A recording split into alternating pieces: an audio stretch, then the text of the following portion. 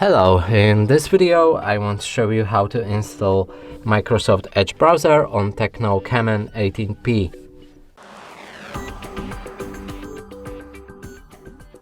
And to do this you'll need to open a Google Play Store. Inside try to find an app called Microsoft Edge. It should look like this. Now we can install it. After installation process is complete, you should be able to open it.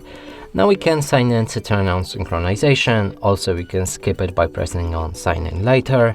Here, accept or disagree with data sharing preference. Set Microsoft Edge as a default browser. This should be the last step. And now we can start using it. And that's it for this video. Hope you like it. Please consider subscribing to our channel. Leave a like and a comment below.